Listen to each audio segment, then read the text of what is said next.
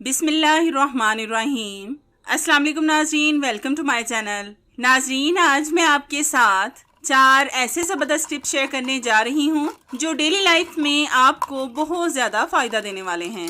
इन tips से आपकी बहुत सी प्रॉब्लम्स सॉल्व होने वाली हैं और इन टिप्स से आपके बहुत से पैसे भी ज़ाया होने से बच जाएंगे। इन टिप्स से आपका घंटों का काम मिनटों में हो जाएगा। बस आपसे रिक्वेस्ट है कि वीडियो को एंड तक लाजमी देखें और इन टिप्स से फ़ायदा उठाएं। तो चलें शुरू करते हैं अपनी पहली टिप बिना टाइम ज़ाया किए। नाज़रीन, ये टिप मेरी आपके बहुत ज़्यादा काम आने वाली है। तो इस टिप को बनाने के लिए हमने यहाँ पर ली हैं प्लास्टिक की खाली बोतलें।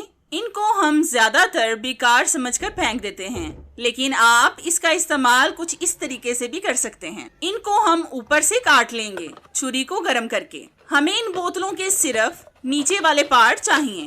बस एक बोतल मैं आपको काट कर दिखा देती हूँ। इसी तरह से हम सारी बोतलों को काट लेंगे। तो जैसा कि आप देख सकते हैं कि हमने बोतलों को कट कर लिया है। अब हम इन बोतलों को कैंची से काट कर इसके किनारे ठीक करेंगे। कैंची के साथ बोतलें बहुत आसानी से कट जाती हैं। आपको इनको काटने में मुश्किल पेश नहीं आएगी।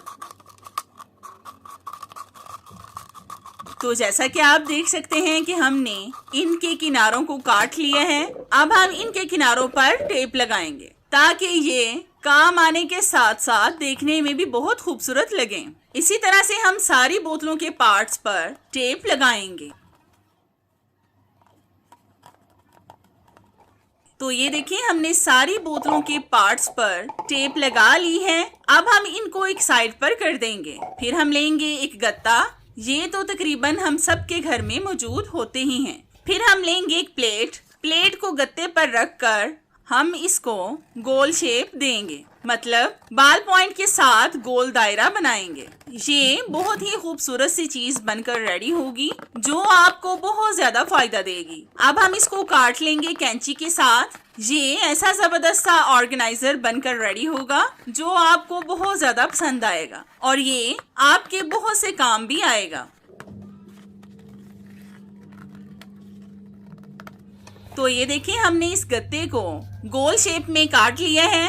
अब हम लेंगे बोटल्स जिनको हमने काट कर रखा था। इनको हम इस गत्ते पर लगाएंगे ग्लू गन के साथ। ये ऐसा जबरदस्त सा ऑर्गेनाइजर बनकर रेडी होगा जिसमें आप अपने मेकअप की चीजें ऑर्गेनाइज करके रख सकेंगे जो देखने में भी बहुत खूबसूरत लगेंगी। बल्कि इसमें आप कोई और चीज डालना चाहें तो वो भी डाल सकते हैं। तो जैसा कि आप देख सकते हैं कि हमने बोटल्स को गत्ते पर लगा लिया है। अब आप इसमें अपनी जो चीजें मर्जी रखें, ये देखने में बहुत खूबसूरत लगेंगी। मैं तो इसमें अपने मेकअप ब्रश और अपने मेकअप की चीजें रखूंगी। तो ये देखें, हमने इनमें अपने मेकअप की चीजें रख दी हैं जो देखने में बहुत खूबसूरत लग रही हैं। आप भी इस तरह से इसमें अपनी चीजें रखें और अपने घर को और भी खूबसूरत बनाएं। आप भी लाजमी एक बार इस टिप को ट्राई करके देखें, आपको इसका रिजल्ट इंशाल्लाह 100% मिलेगा।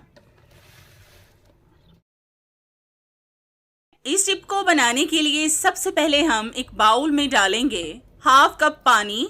फिर हम इसमें ऐड करेंगे शैम्पू 1 टेबलस्पून। शैम्पू आप कोई सा भी ले सकते हैं जो आपके घर में मौजूद हो या फिर जो आप इस्तेमाल करते हो। फिर हम इसमें ऐड करेंगे हल्दी पाउडर 1 टीस्पून।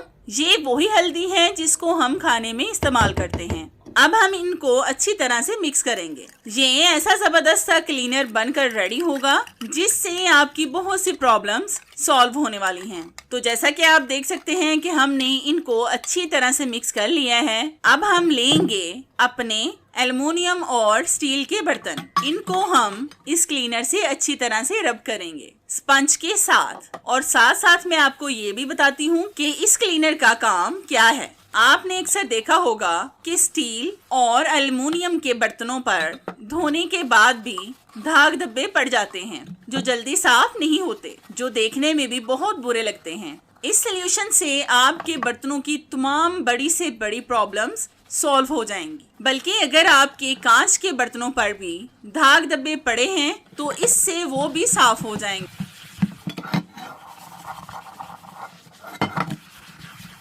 तो ये देखें, हमने अपने बर्तनों पर अच्छी तरह से रब कर लिया है। अब मैं आपको इनको धोकर इसका रिजल्ट चेक करवाती हूँ। तो ये देखें नाज़रीन, हमारे बर्तन कितने ज्यादा साफ हो गए हैं और कैसे चमक रहे हैं। इन पर एक भी निशान बाकी नहीं रहा और हल्दी से इनके तमाम जर्म्स और बैक्टीरियाज खत्म हो गए हैं। आप भी लाजमी एक बार इस टिप को ट्राई करके देखें, आपको इसका रिजल्ट इंशाल्लाह 100% मिलेगा। आपने अक्सर नोट किया होगा कि खाना बनाते हुए अक्सर हमारा हाथ जल जाता है और फिर इस पर जलन होना शुरू हो जाती है। आज मैं आपको 2 तरीके बताऊंगी जिससे अगर आपका हाथ जल जाए तो आपको फौरन सुकून मिल जाएगा और आपके छाले भी नहीं पड़ेंगे। तो इसके लिए सबसे पहले अगर आपका हाथ जल जाए तो आपने लेनी है टूथपेस्ट। इसको आपने फौरन से जली हुई जगह पर लगाना है और आपने एक बात का लाजमी ध्यान रखना है कि टूथपेस्ट सिर्फ व्हाइट वाली होनी चाहिए। जब आप टूथपेस्ट को जले हुए हिस्से पर लगाएंगे तो आपको फौरन से सुकून मिल जाएगा और छाले भी नहीं पड़ेंगे। लेकिन अगर ज्यादा जल जाए तो डॉक्टर से फौरन रुजू करें, क्योंकि ये सिर्फ हल्के फुल्के जले हुए जगह पर लगाने के टिप्स हैं। दूसरी टिप भी बहुत ही आसान है कि अगर आपके घर में फ्रिज में गूंदा हुआ आटा पड़ा हुआ हो तो थोड़ा सा आटा लेकर जली हुई जगह पर लगाएं। आप ये देखकर हैरान रह जाएंगे कि आपको जले हुए हिस्से पर ऐसे सुकून मिलेगा जैसे कभी जला ही ना हो। जले हुए हिस्से पर बहुत ज्यादा जलन होती है और खवातीन को काम भी लाजमी करने होते हैं। ये दोनों तरीके ही 100% आपको फायदा देंगे। लेकिन अगर आपका हाथ ज्यादा जल जाए तो आप फौरन डॉक्टर से रुजू करें। ये तो सिर्फ वक्ती तौर पर इस्तेमाल होने वाले टोटके हैं। जो थोड़ा बहुत हाथ जल जाए तो छाले नहीं पड़ने देंगे। अगर कभी अचानक से आपका भी हाथ जल जाए तो इन दोनों टिप्स में से कोई भी एक अपनाएं जो आपको आसान लगती हो और जो चीज इन दोनों में से वक्ती तौर पर आपके पास मौजूद हो। आप भी लाजमी एक बार इस टिप को ट्राई करके देखें, आपको इसका रिजल्ट इंशाल्लाह 100% मिलेगा। आपने अक्सर देखा होगा कि इस तरह की साबुनदानी तो अमूमन हम सब के घर में मौजूद होती है और जब हम साबुन से हैंड वॉश करके साबुन को साबुनदानी में रखते हैं तो साबुन फिसल कर नीचे गिर जाता है। अगर बच्चों से गिर जाए तो वो साबुन को उठाकर भी साबुनदानी में नहीं रखते। आज मैं आपके साथ ऐसी जबरदस्त टिप शेयर करूंगी जो आपकी साबुनदानी से साबुन को गायब नहीं करेगी। तो इसके लिए हम लेंगे एक स्पंज जिससे हम बर्तनों को साफ करते हैं। अब आप सोच रहे होंगे कि हम स्पंज के साथ क्या करने वाले हैं। तो आपने स्पंज को कुछ भी नहीं करना। इस स्पंज को आपने साबुनदानी में रखना है, फिर इस स्पंज के ऊपर साबुन को रखना है। इस तरह से ना तो आपका साबुन जाया होगा और ना ही फिसलेगा। अब आप साबुन को जैसे मर्जी रखें, ये बिल्कुल भी फिसल कर नीचे नहीं गिरेगा।